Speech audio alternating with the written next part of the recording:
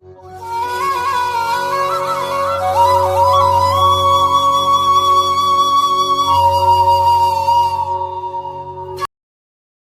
student. Once again, I welcome you all in this practical session of SPOS lab. Now, up till now, we have completed the Group C practicals. Already, we have completed physically when all of you there in physically in the college. And Group B, that is the practical related with the lakes and yak. That also online we have completed. I have given you the demonstration and uploaded the video related with that also, how to conduct that practicals. Now we'll see some of the practicals related to the group A also. And from the group A, today we'll see the first practical, some of its theory and implementation. Now in the group A, we have the first practical. Here you can read the title: design suitable data structure and implement pass on of two pass assembler in Java using the object oriented features. Okay, so this title simply means we have to write the program in Java, and that program should implement the pass on of two pass assembler. Okay, means what here we have to now what is the pass one of two pass assembler? This already physically in the lectures we have seen. Okay, still we will also go through that. So here our input will be nothing but assembly language program. Okay, and output will be the symbol table. Okay, so as you know, assembler is a kind of translator which take the input, which take the input language as a assembly language program and generate the machine code. Okay, so that is the functionality of assembler. Now in this assembler, there are, as you know, there are the two types of the assembler used to be there. Already we have discussed the single pass assemblers and the two pass assemblers. Okay, so so here our practicals related to the two pass assembler.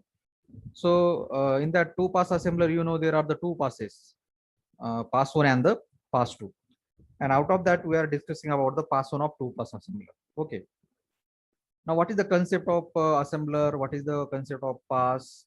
What is the one pass assembler, two pass assembler? That in the further section we will study. Okay, so here we have to now, as all of you know, in case of the two pass assembler, the working of the assembler is divided into the two tasks. First task is conducted in the pass one, second task is conducted in the pass two. Where in the pass one, uh, the symbol table, literal table, pull table, this all the things are get generated, which is given as a input to the next pass, that is a pass two, and then pass two generate the machine code. Okay, so in this practical we have to give the in this practical we are not going to utilize any kind of assembler or all these kind of things. We are going to implement the program using the Java language. Okay, we will write the program in the Java language, and now just like the assembler does the processing of the program. Okay, as you must be knowing the structure of the assembler, like this is kind of structure of the assembler. Okay, this is your assembler. Okay, here input is nothing but the assembly language program, for example. Okay, and output is nothing but the machine code. Okay, now here we are not going to utilize the assembler as a translator. Okay, so here we are trying to demonstrate how the assembler works with the help of the Java language. So we'll write the program in the Java, and in that Java programming language code, we write the code to implement the pass one of two pass assembler. Okay, as you know, the pass one pass two structure also, like this is the pass one gives, and then this is a pass two. Okay, here we'll give the input as a assembly language program. Okay, and then through this pass one pass two, assembler convert into the machine code. Okay, So you know the pass one generate the different kind of symbol table, literal table, full table that already we have discussed in the lecture. So here we are going to write the program in Java, and in the logical part of that code, we are going to write the code to implement the pass one of to assembler. Means we write the code such that after taking the one particular assembly language program as an input, the that Java programming code will give us the output as a output as a symbol table. Understood? The Java programming code will write in such a way that by taking the input as assembly language program, that Java programming code will give us output as a symbol table generation. Okay. So in this practical way, we are going to generate only the symbol table, not the literal table, full table, etc. Okay. So I hope you must have understood what exactly we have to do here. We are going to write the program in Java to implement the pass one of two pass assembler. Okay. And we'll produce the output as a symbol table, that because that is nothing but the output of pass one of two pass assembler. Okay. So what is our objective to do this practical is nothing but what we need to understand what are the data structure in the pass one of two pass assembler, then to understand about the pass one assembler concept and understand the assembler directives also. Okay. So now our problem statement already I told you, we have to implement the pass one of two pass assembler using the Java language, where input will be the assembly language program, output will be the symbol table. Okay. So after this practical, you must be able to understand the pass one, what is the concept of pass one assembler, and how to implement the symbol table, and also you will get the knowledge about the advanced assembler directives also. Okay. So here you can see what is our software requirements. Software requirements, the latest JDK you need to install on the Ubuntu system, and you need the computer machine to implement this. Then now in the theory part already we have studied in the class, still we just have the recap, like there are the different kind of languages, as you know, in the computer science, like high level languages like C, C++, Java, etc., and low level languages. So assembly language is a one of the low level programming language, okay, which consists of the different kind of symbolic instruction. Okay. Then as also you know, assembler is a kind of program that accept the uh, input as assembly language program and produce the machine language code as a machine code or the object code. Okay. Then what are the advantages of assembly language that you must be knowing? Different advantages, like it is having the close interaction with the hardware components. Okay. And as it is having the close interaction with the hardware components, the execution is faster when you utilize the assembler. Okay. And some of the disadvantages are also there, the writing the program, there are the restriction on the program that you write using the assembly language program. Okay. Also there is a lot of problem related with the portability also. Then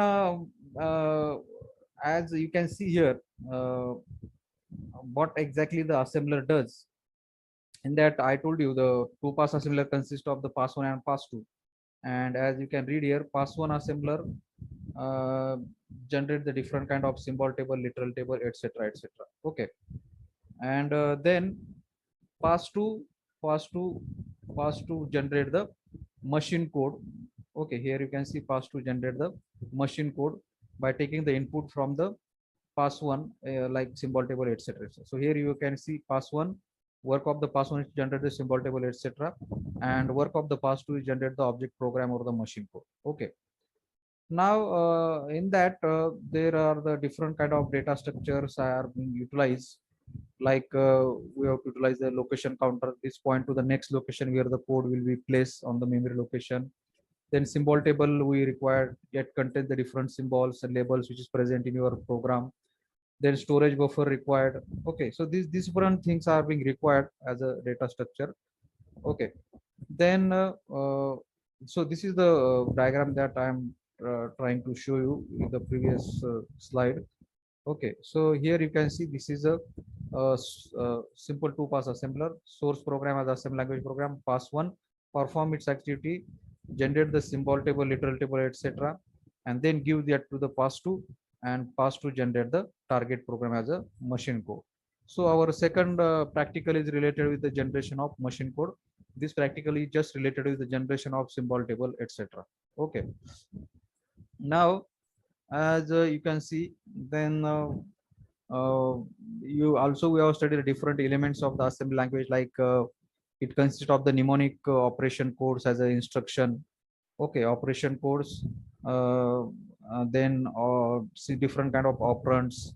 Okay, and also in the lectures we have seen the statement format of assembly languages like this: label, then mnemonic opcode, then register operand, and the memory operand. This is the way you write the instruction in the for the assembly language. Okay, and this is the sample different mnemonics instructions are given, and their opcode is also being given, machine opcodes.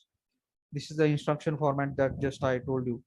It consists of the different kind of labels, opcode, register operand, memory operand, etc. Okay, then there are the different kind of statement used to be there in the assembly language, like imperative statement, declarative statement, and different kind of assembler directives. Imperative statement already I told you, what is the meaning of imperative statement. It indicates an action to be performed during the execution of assemble program. Means which are the different imperative statement, like move, add, subtract. These are all the considered as a imperative statements. Okay, then we have the declarative statements. Okay, declarative statements, there are the two types of declaratives, like declare constant, and declare storage, declare constant. Then different assembly directives used to be there, like basic assembly directives, a start directive, which indicate the which gives you the address from where your target program generation will start. Okay, so here I have mentioned assembler directives instruct the assembler to perform certain action during the assembly of program. Okay, so start directive, this format is like this: start and the constant. It indicates the first word of the target program generated by the assembler should be placed in the memory word with the address. So it indicates at this constant address, at this particular address, the first instruction which is generated by the assembler, that first instruction should be placed at this particular location. Okay, or at particular this address. So your machine code will start from this address. Uh, that particular what you can say, the action is performed by these start directives. Okay, so as I have mentioned, indicate the first word of the target program generated by the assembler. So at which particular address your first word or first generated target code instruction must be placed, that is being indicated by the start directive and also it indicate the starting of the program. Okay, and always we have to write at the starting of the program, as you must have seen in the program also. So it as you can see here also I have mentioned, it indicates at which memory location your first word of the target program must be placed. At which memory location, here some address used to be there. At that memory location, the first generated machine instruction will be get placed. Okay, then we have the end direct, indicate the end of the source program. Okay, and this start is having the meanings, like it also indicate the start of the program and also give you the address from at which you can place the first word of your target program at this particular address. Okay, then pass structure of the assembler. Okay, what do you mean by what is the concept of pass, that already also we have discussed. So pass is nothing but the one complete scan of source program is considered the pass. Okay, and so there are the two kinds of assembler, which is the single pass assembler and the two pass. Where in case of the single pass assembler, within the by reading the source program only once, all the processing is done by the assembler. Where in case of the two pass assembler, the assembler has to read the program multiple times. Okay, so likewise, these are the theory part of this practical. And now also there are some advanced assembler directives also that we have discussed, like origin directive, EQ, LTRG. So origin directive is having this kind of syntax: origin and address specification.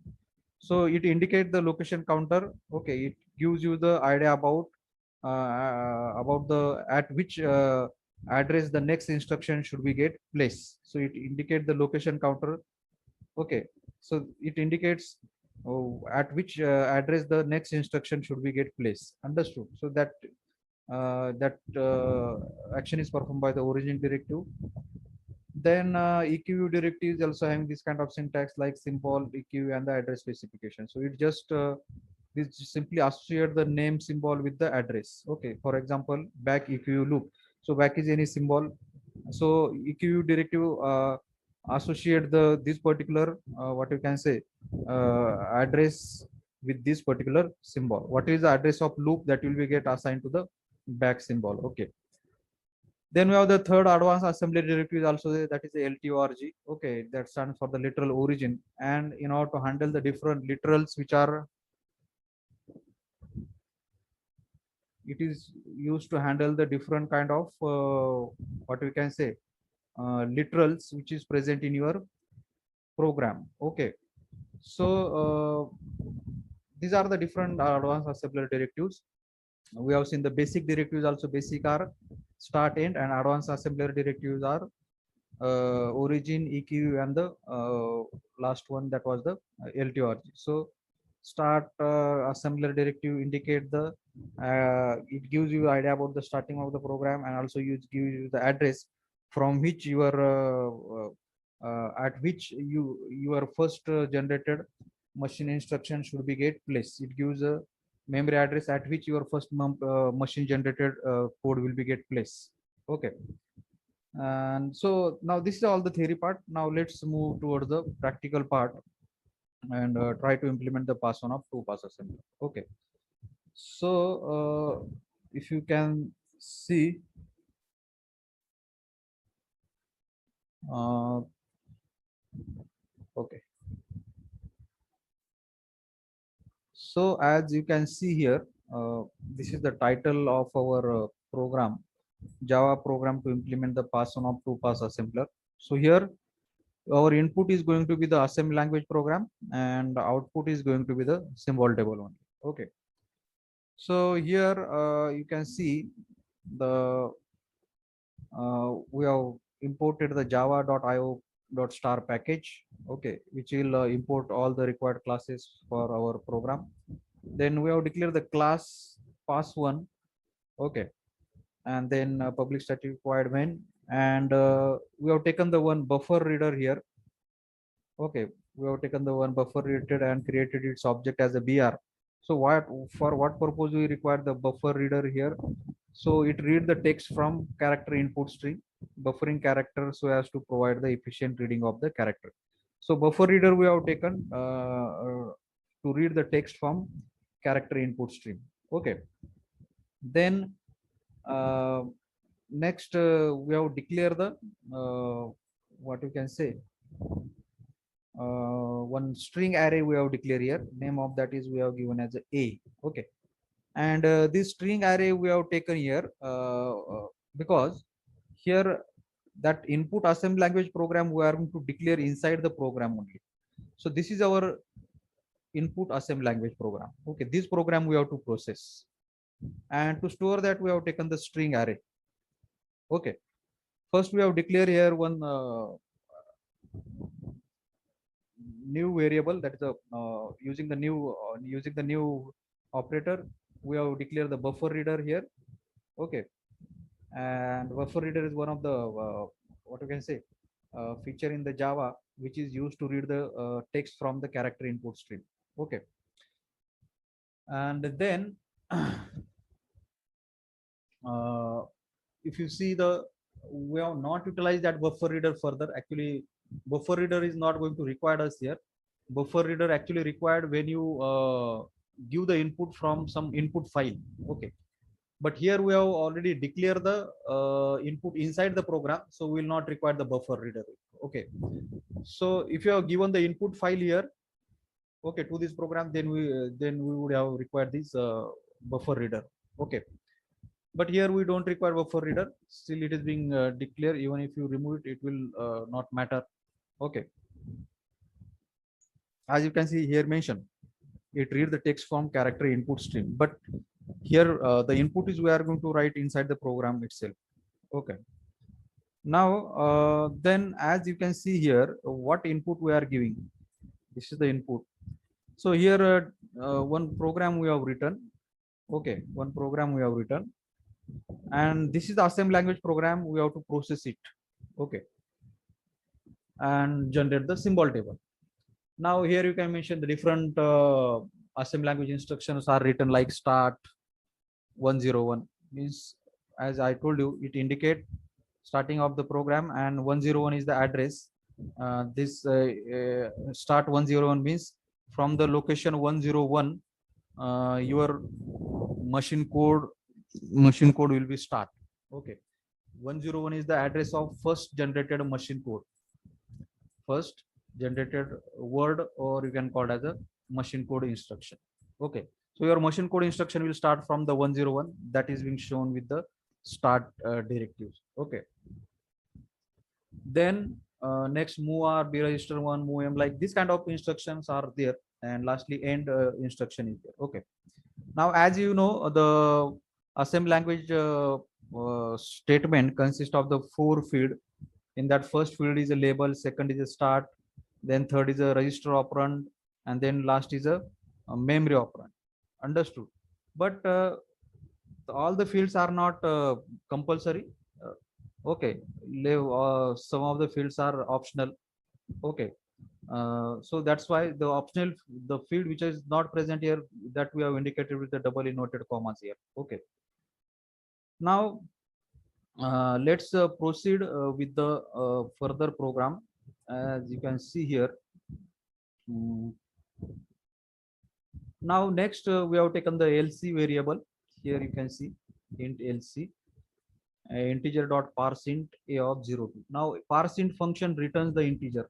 Okay, from this particular location, at this particular location, whatever will be the integer, that will be written by this parseInt. Okay, parseInt function. Okay, then you can see here also we have declared one more string array here. Name of that we have given the name as a st. Now this particular as you can say array that we have taken, this is, as you can see, we have created object and variable st refer to the object in the heap memory. Now this st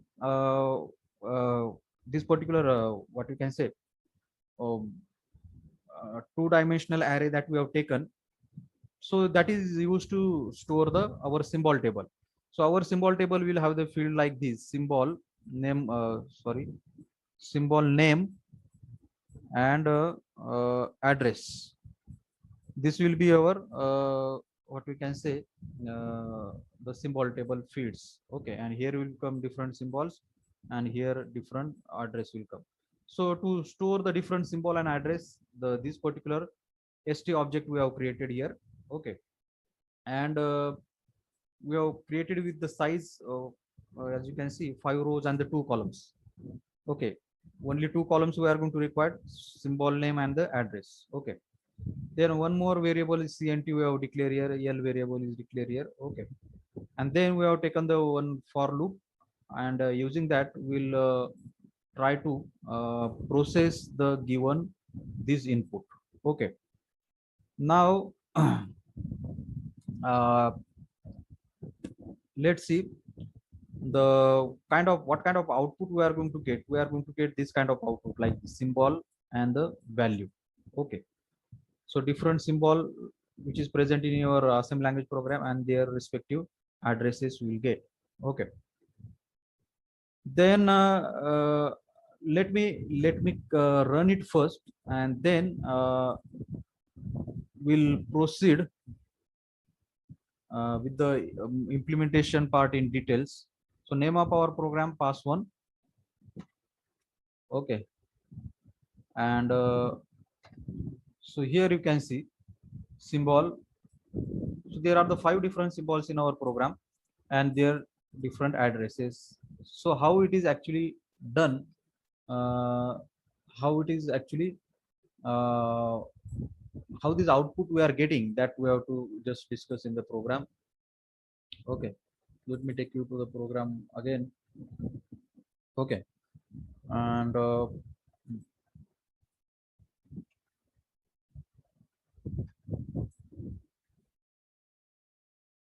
okay, so you just keep an eye on this output, and we'll proceed with the how this has come. Now let's proceed from this instruction lc equal to integer dot parse int. lc for the location counter, integer dot parse int a of 02. Now where is our two-dimensional array? Here we have taken string array a of 02 means whatever the integer, whatever the things present at the a02 location, return that and store it in the lc. So a of 02 means zero row and second column. Okay, zero row and second column. So this you have to consider like this. This is the first, this is the zeroth column. Then this is the first column. Okay, this is the second column, and this is the third column. Okay, this is the zeroth row likewise. Then first row like this. Okay, so whatever thing present at the location 0 of 2. Now what is present at the 0 of 2? Zeroth row and second column 101. So return that and store it in the lc. So what is the value of our lc now? lc value is 101. Okay, keep in mind. Then string st, new array, here we have taken new st. Okay, then cnt 0. Okay, then for I equal to 0, I less than 11, I plus plus. Now if a of I0 not equal to this, means just it's an empty space. If a of I0, now what is the value of I0? 0 of 0, 0th row, 0 column.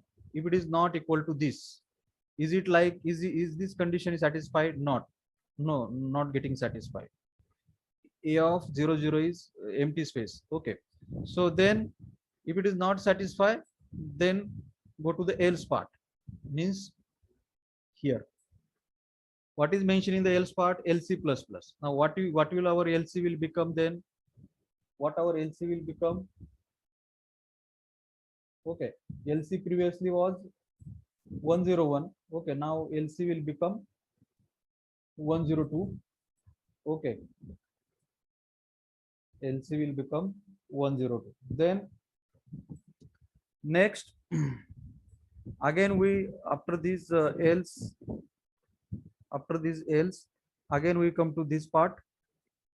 Okay, will this, if now lc will get incremented, and then we come to the for loop again. I will get incremented, I become 1. Okay, then a of 10 means, a of 10 means this part, first row, 0th column. A of 10, what is it? It is still not satisfying. So again else, lc plus plus. So our lc will become how much now? 103.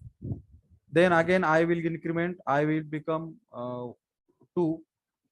So 2 of 0 not equal to this, means this 2 of 0, still it is not satisfying. Again lc will increment, lc will become now 104.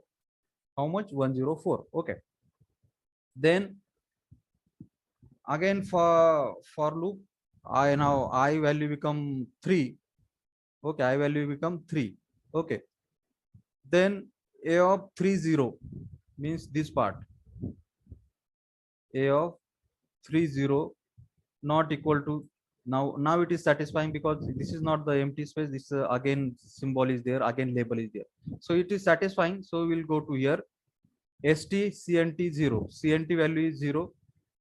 0 st cnt means st00, add the st00, add the st00, assign whatever the things present at this location. A of I0, a of I0 means a of 30 means this part.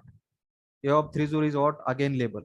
Okay, and so your table will be start getting updated here, symbol and name of the symbol.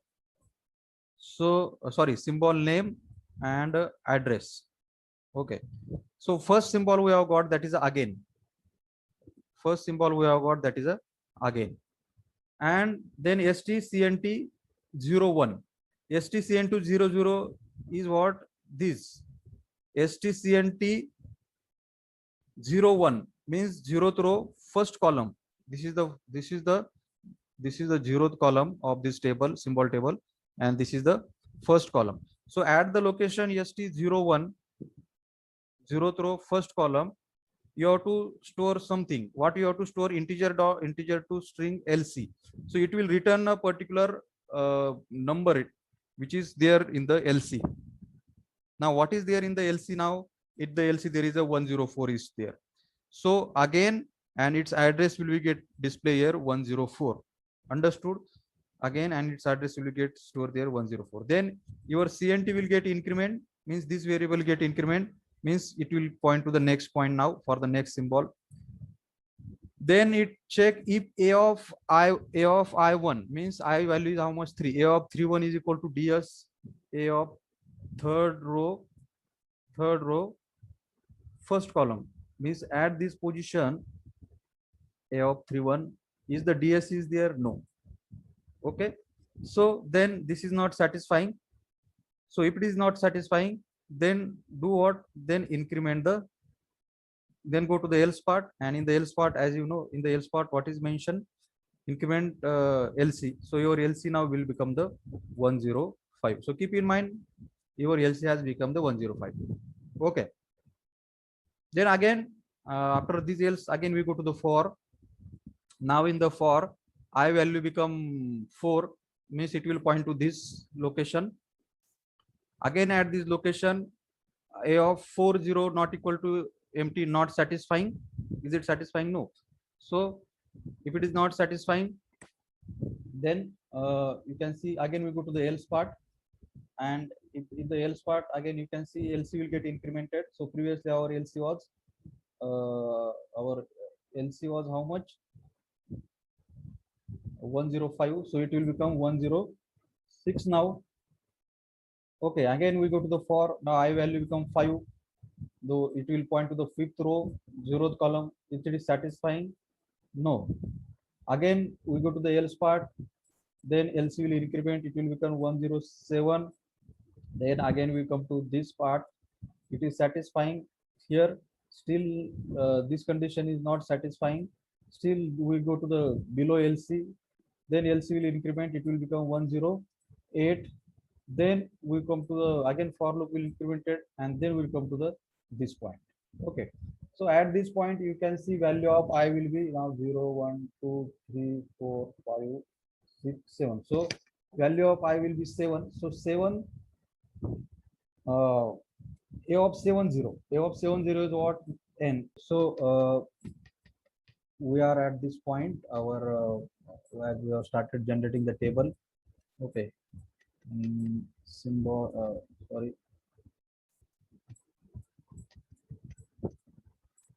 symbol name and address. We have found the first symbol, that was again. Okay, and we have got it at the address 104, and our I value was now I was 7, and our LC counter was at the 108. Okay, so then at A of I0, you can see at A of I0 means A of 70 means this is our 7th row, and 0th column means this symbol. Okay, you can see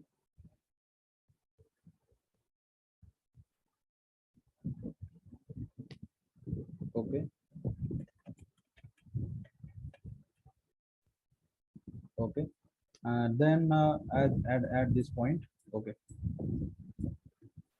so at this point where we are. Okay, so at this point, so it is satisfying now, and so we'll come to this STCNT. Now what was the value of CNT1? So at the location 10 means at this point store the whatever there in the at a of I0, a of I0 in the a of 70 means what is there n. So n will get stored in the table, and st cnt1 means st11 at the st11 means at this spot, first row first column means at this location store the integer to string lc. So it will use to return string object represented by this integer value, so it will return the what is there in the lc. So in the lc was 108, so here we'll get the 108. Okay, then cnt will get increment. Our cnt now become 2 means it will point to the next location, next okay, here next point. Then if a of I1 means a of 7 1 is equal to ds, this a of 7th one means this is it equal to ds. Yes, ds stands for the declare story, it is one of the directive. Okay, so here we are implementing the ds for the implementing the ds directive also, and also the other instruction we have implemented. Okay, now yes, then go inside l equal to integer dot parseInt a of I2 means whatever there in this location a of I2 in the sense a of 7 2 at a of 7 to 7, and second column means this what is there at this location 6, so return 6, and that 6 will get stored in the l, and then your lc will get incremented, that is lc equal to lc plus l means your lc will become 114, because as you know the ds directive stand for the declare storage. So as it is requiring the 6 location, so your lc counter will get incremented by 6. So that is the reason lc is incremented here, lc plus l. Okay, then after this we will again go to the for loop. I will get increment to the 8, then it will point to this location 8 of 0. Is it satisfying? Yes, satisfying. Then what symbol you are getting here? Result. So result will get stored here. Then as stcnt0 at location 20. Okay, this is 20, this is a 0 1 2, and this is a zeroth column, first column. So 20 result label will get stored. Then st21 means at this location it will return some address integer to string lc. What was the content of lc? 114. So here 114 will be get written 114. Then cnt will increment, it will become 3. Okay, then if a of I1 a of 81 equal to ds, yes it is there. Then again this command will execute l equal to integer to parseInt a of 82 means this 6 will be get written in the l, and then lc again get incremented by 6, so your lc will become 120. Okay, then now your cnt was incremented, it has become 3 now, and you will point to this part. Then we go to the for loop, again I become 9. Okay, 9, now 90 means this 90 901. So is it satisfying? Yes. So then stcnt 32 means at this location store whatever there in at this location, that is what one label, so you write 1 here. Okay, and then stcnt 31 means at this location write which address which is written by this particular code integer to string lc. So lc was 120, so here you return 120, here 120 will get printed. Then cnt get incremented, cnt will become 4. Then next location here. Then if a of I1 equal to ds, no it is not ds, it is a dc. Okay, then this is not get satisfied, this is not get satisfied. So to the else part, else will increment, lc will become 1 to 1. Then I will get, after this I get incremented become 10, and then it will point to the this next point 10 0, it is what term. So then satisfying, then because of this code term will next label will get display here, then its address will be get display as a 121. Okay, again cnt will include become 5. Then if cnt if a of I means 10 1 equal to ds, yes it is ds, and then it will print it as a so 3. Okay, here at the location 10 1 there is a ds is there. So because of that, at 10 1 equal to ds, yes, ds, then l equal to integer percent, it will return the this value into the l. So lc will become 1 2 4, okay, plus 3, and then again we go to this point, then I will get incremented, I become 11. Now this condition will get now our loop will stop here, and then if loop will stop here, we'll come out of the while loop. Okay, so we'll come out of the for loop. Okay, and when you come out of the for loop, then you directly come to the uh, as you can see, you come out of this for loop. Okay, this for loop, and then you come to this instruction system.println. So symbol and value, such kind of name will be given to the table, and one for loop will take to display the whatever result we have stored in the this particular st. Okay, st st array we have taken. In that, whatever the result we have stored, every time, as you can see, our result is in the st. Okay, so that as here, okay, here that we have utilized here in here we have utilized here, so that will be get display here. So we are displaying sti of 0, st of I1. Okay, and then you will get the result that as you can see that result I have shown you, and once again I shown you the same result. Okay, this is our result.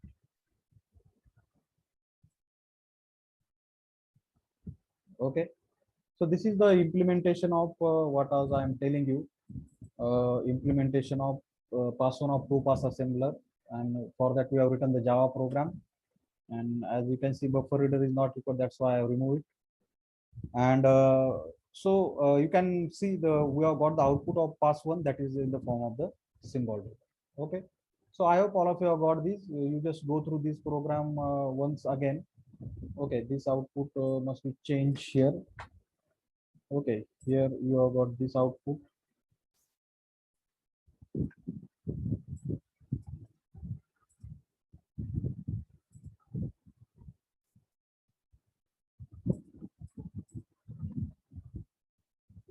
Okay, this is the output you have got here.